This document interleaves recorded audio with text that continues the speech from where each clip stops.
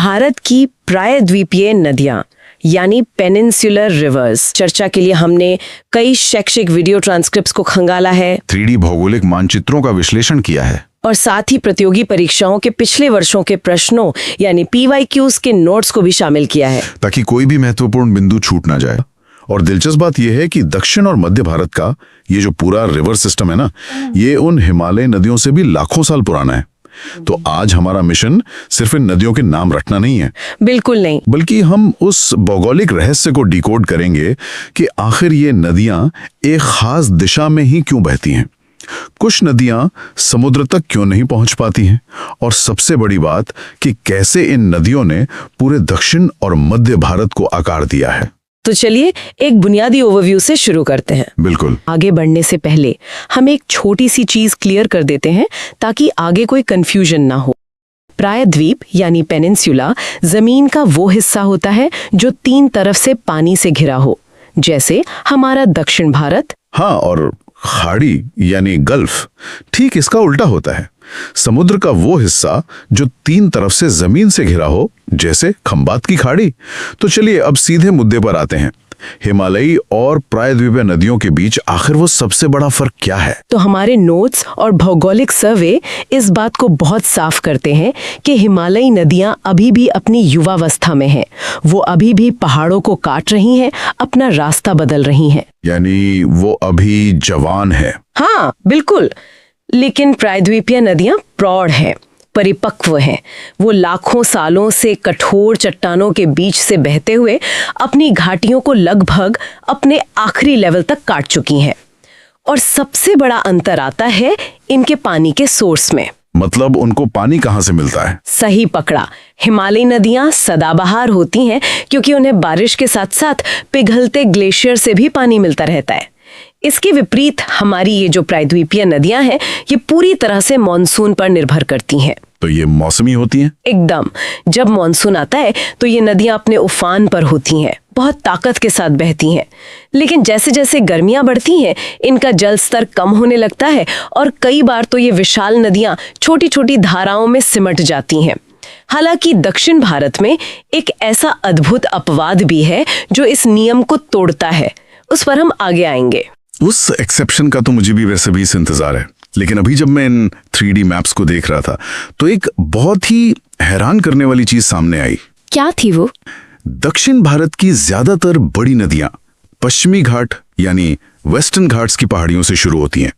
अब पश्चिमी घाट अरब सागर के बिल्कुल किनारे पर है, तो लॉजिक तो ये कहता है कि पानी को पास वाले समंदर में गिर जाना चाहिए, है ना? हाँ, आमतौर पर तो यही लगता है। लेकिन ये नदियां अरब सागर में ना गिरकर पूरे पठार को पार करती हैं, सैकड़ों किलोमीटर की यात्रा करके पश्चिम से पूर्व की तरफ बहती हैं और फिर बंगाल की खाड़ी में जाकर मिलती हैं।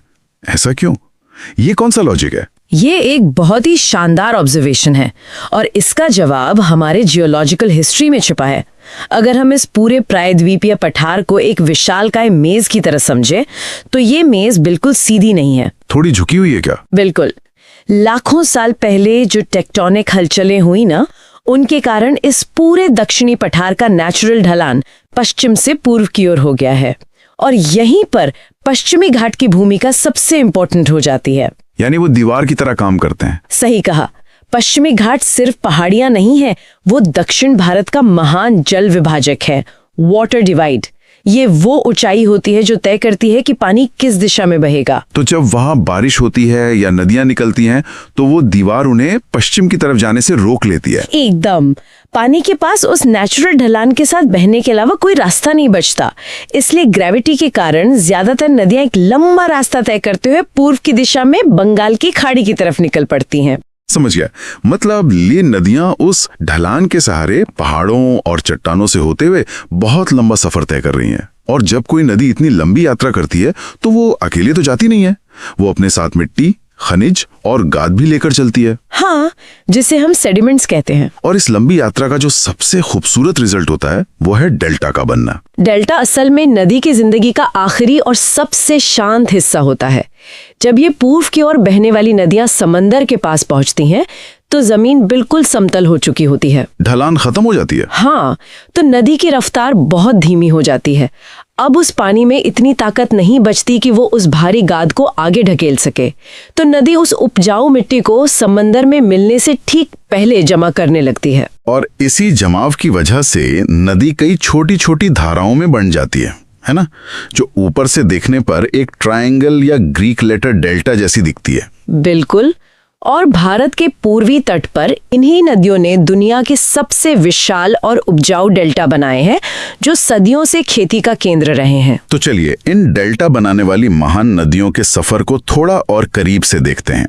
सबसे पहले बात आती है गोदावरी नदी की, जिसे दक्षिण की गंगा भी कहते हैं। इसका बेसिन देखा मैंने मैप में, ये इतना विशाल है कि देखकर हैरानी होती है। गोदावरी वाकई बहुत बड़ी है। लगभग 1465 किलोमीटर के साथ ये प्रायद्वीपीय भारत की सबसे लंबी नदी है। महाराष्ट्र के नासिक में त्र्यंबकेश्वर की पहाड़ियों से निकलकर ये पूरे दक्कन के पठार को चीरते हुए आगे बढ़ती है। और इसके आकार और इसकी पुरानी उम्र की वजह से ही इसको वृद्धा गंगा या दक्षिण गंगा कहा जाता है ना? हाँ बिल्कुल।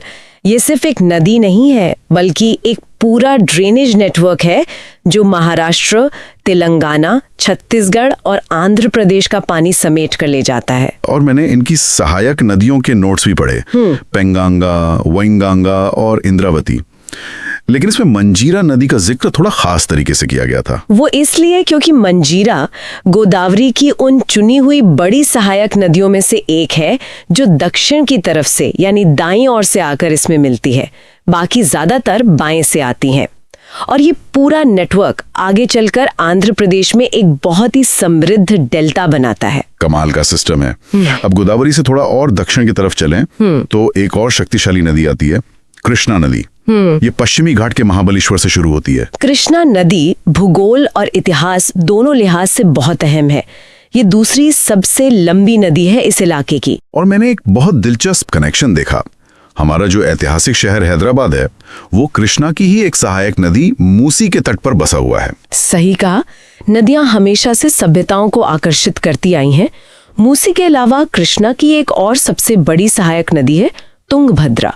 ये खुद तुंगा और भद्रा दो नदियों के मिलने से बनती है। और इसी तुंगभद्रा के किनारे विजयनगर साम्राज्य का उदय हुआ था। बिल्कुल। इसके अलावा भीमा, घाटप्रभा और मालाप्रभा जैसी नदियां भी इस बेसिन को ताकत देती हैं और आखिर में ये विजयवाड़ा के पास अपना डेल्टा बनाती है। और पूरब की तरफ जाने वाली नदियों की लिस्ट महानदी के बिना तो पूरी नहीं हो सकती। छत्तीसगढ़ की सिहावा पहाड़ियों से इसका उद्गम होता है। ये पूर्वी भारत की एक बहुत बड़ी ताकत है। हाँ, महानदी छत्तीसगढ़ और उड़ीसा से होते हुए बहती है। जोंक और तेल इसकी प्रमुख सहायक नदियां हैं और उड़ीसा के कटक शहर के पास ये एक बहुत ही विशाल डेल्टा बनाती है। ये पूरा इलाका धान की खेती के लिए एक वरदान है। और अब बारी है उस ज्योग्राफिकल एक्सेप्शन की जिसका हमने शुरू में जिक्र किया था, कावेरी नदी। इन मैप्स और लेक्चर्स को देखते हुए मेरे लिए सबसे बड़ा सरप्राइज था। कावेरी अपने आप में बहुत अनोखी है।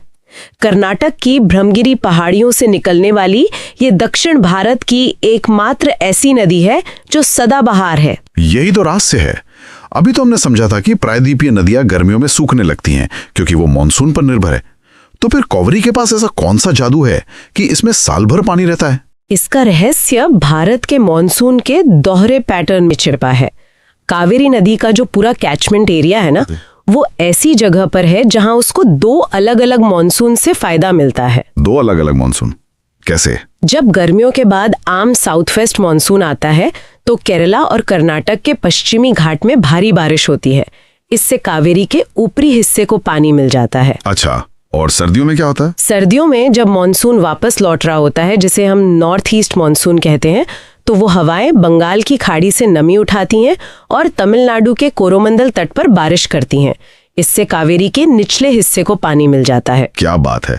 मतलब प्रकृति ने कावेरी के लिए एक इनबिल्ट वाटर मैनेजमेंट सिस्टम बना रखा है। एक मानसून जाता है तो दूसरा आकर ड्यूटी संभाल लेता है। बिल्कुल, इसीलिए कावेरी गर्मियों में भी बहती रहती है और इसकी इसी लगातार बहने की ताकत और पवित्रता के कारण इसे दक्षिण भारत की गंगा कहा जाता है। यहाँ एक छोटा सा अंतर क्लियर कर लेना चाहिए। गोदावरी को उसके आकार और उम्र के कारण दक्षिण गंगा कहते हैं, लेकिन कावेरी को उसके लगातार बहने के कारण दक्षिण भारत की गंगा कहते हैं। एकदम सही। ये दोनों फर्क ध्यान रखने वाले हैं। चलिए अब एक बिल्कुल नई दिशा में चलते हैं। हमने पूरब जाने वाली नदियों को देख लिया जो ढलान के साथ बहती हैं, लेकिन इस 3D मैप में एक और अजीब चीज दिख रही है।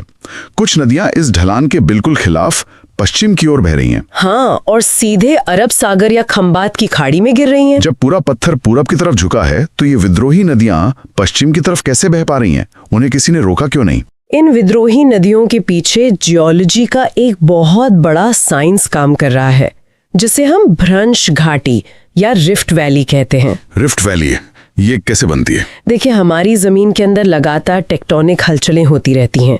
लाखों साल पहले जब प्लेट्स खिसक रही थीं, तो जमीन में गहरी दरारें पड़ गईं। इस खिंचाव से दो पहाड़ों के बीच का हिस्सा नीचे धंस गया, जैसे कोई ट्रैपडोर अचानक से नीचे खुल गया हो। सही एग्जाम्पल है। वो जो धंसा हुआ गहरा हिस्सा है वही भ्रंश घाटी कहलाता है।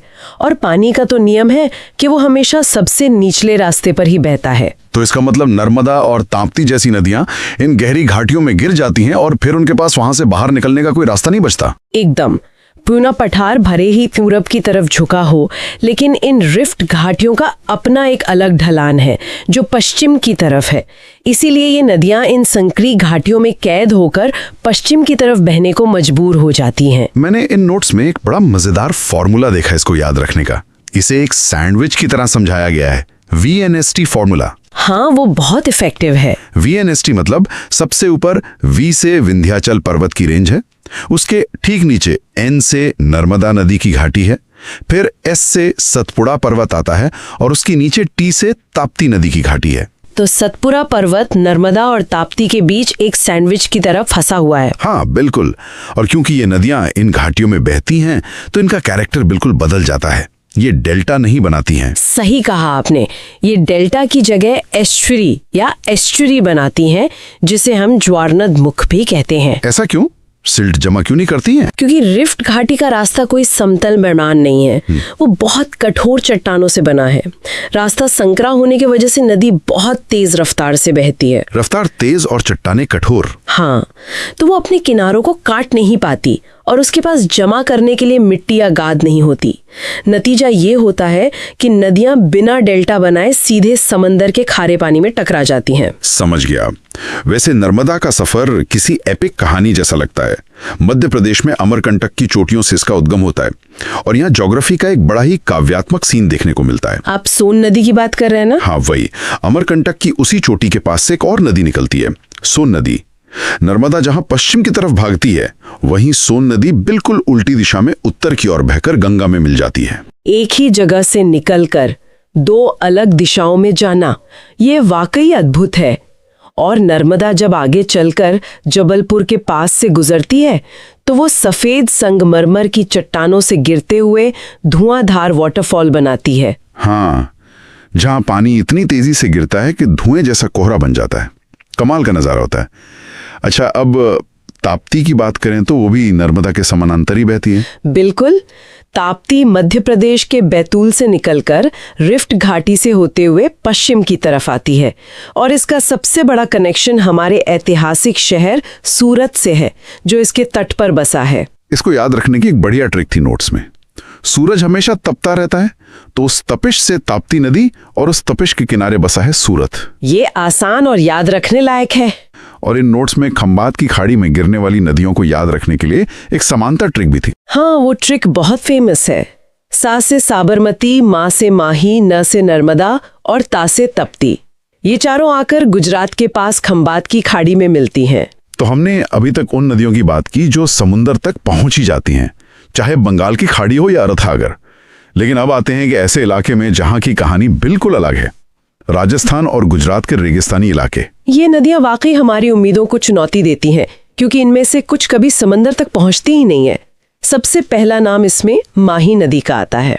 माही नदी की सबसे खास बात यह है कि ये दुनिया की एकमात्र ऐसी नदी है जो ट्रॉपिक ऑफ कैंसर यानी कर्क रेखा को 2 बार काटती है। बिल्कुल।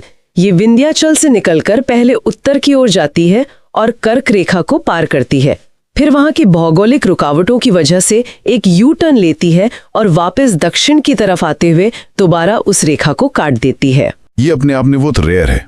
इसके बाद एक और अहम नदी है साबरमती। साबरमती राजस्थान के उदयपुर में अरावली की पहाड़ियों से निकलती है। ये अरावली दुनिया की सबसे पुरानी पर्वत श्रृंखलाओं में से एक है। और गुजरात का जो अहमदाबाद शहर है और जो ऐतिहासिक साबरमती आश्रम है वो इसी के किनारे बसे हैं। वही बात है। लेकिन इन रेगिस्तानी नदियों में सबसे ज्यादा रहस्यमयी नदी लूनी है। लूनी, जिसे द शेप शिफ्टर भी कहा गया है नोट्स में। ये अजमेर के पास अरावली की पुष्कर घाटी से शुरू होती है ना? हाँ, और इसका विज्ञान बड़ा ही हैरान करने वाला है। शुरुआत में जब ये पहाड़ों से निकलती है तो इसका पानी ठीक बाकी नदियों की तरह मीठा होता है, लेकिन जैसे जैसे ये आगे बढ़कर बाड़मेर के बालोतरा इलाके तक पहुंचती है, कहानी बदल जाती है। वो कैसे? रेगिस्तानी मिट्टी में जो नमक और खनिज लाखों सालों से दबा है वो इसके पानी में घुलने लगता है, तो बालोतरा तक आते आते ये पूरी तरह से खारी हो जाती है। अच्छा, इसीलिए इसका नाम लूनी या पुराने संस्कृत किताबों में लावण्यावती रखा गया था, जिसका मतलब ही नमक वाली नदी होता है। बिल्कुल। और लूनी का अंत किसी समंदर में नहीं होता, ये एक इनलैंड नदी है। ये भारमर से आगे बढ़कर गुजरात के कच्छ इलाके में जाती है, और वहां कच्छ के रन के उस विशाल दलबली जमीन ने फैलकर आखिरकार जमीन के अंदर ही गायब हो जाती है। उसका वजूद ही खत्म हो जाता है। ऐसा लगता है जैसे रेगिस्तान ने पूरी नदी को निगल लिया हो।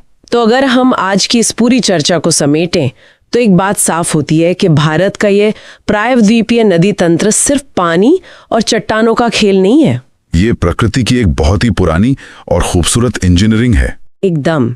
पश्चिमी घाट का वो ढलान जिसने नदियों को पूरब भेजा, विंध्याचल और सतपुरा की वो भ्रंश घाटियां जिन्होंने पानी को पश्चिम मोड़ा, और मानसून का वो पैटर्न जिसने कावेरी को सदाबहार बनाया, इन सभी चीजों ने मिलकर भारत की जिंदगी को आकार दिया है। मतलब इन भौगोलिक घटनाओं ने ही तय किया कि हैदराबाद कहाँ बसेगा, सूरत कैसे फले फूलेगा और महानदी के डेल्टा में कितनी फसल उगेगी।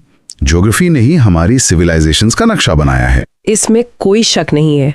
तो आज हमने समझा कि ये पश्चिमी घाट उन टेक्टोनिक ताकतों के साथ मिलकर इन नदियों का भाग्य तय करने वाले सबसे बड़े बॉस हैं। पूरी चर्चा का निष्कर्ष क्या निकलता है, खास तौर पर प्रतियोगी परीक्षाओं के हिसाब से? अगर हम पिछले सालों के प्रश्नों का विश्लेषण करें तो कुछ फैक्ट्स बार बार आते हैं। चलिए एक रैपिड फायर अंदाज में उन्हें देख लेते हैं। गोदावरी प्रायद्वीप की सबसे लंबी नदी है जिसे दक्षिण गंगा या वृद्ध गंगा कहा जाता है। कावेरी दक्षिण भारत की एकमात्र सदाबहार नदी है, जिसे दक्षिण भारत की गंगा भी कहते हैं। और प्रसिद्ध शिव समुद्रम जलप्रपात इसी पर स्थित है। कर्क रेखा को 2 बार काटने वाली नदी माही है। भ्रंश घाटी से बहने वाली नदियां नर्मदा और ताप्ती हैं। हैदराबाद शहर मूसी नदी के तट पर है जो कृष्णा की सहायक है। और कच्छ के रेन में विलुप्त होने वाली नदी लूनी है। स्क्रीन पे सवाल है, दिल में कमाल है, जीके का नशा ये फन बेमिसाल है। नर्मदा टपती या गोदावरी, कौन सी नदी कर्क रेखा काटती? अंत में मेरी अपील है कि लाइक, शेयर और सब्सक्राइब जरूर करें। अगले गहन अध्ययन में एक नए विषय के साथ फिर मुलाकात होगी। तब तक के लिए भूगोल को सिर्फ पढ़ते ही नहीं बल्कि समझते भी रहें।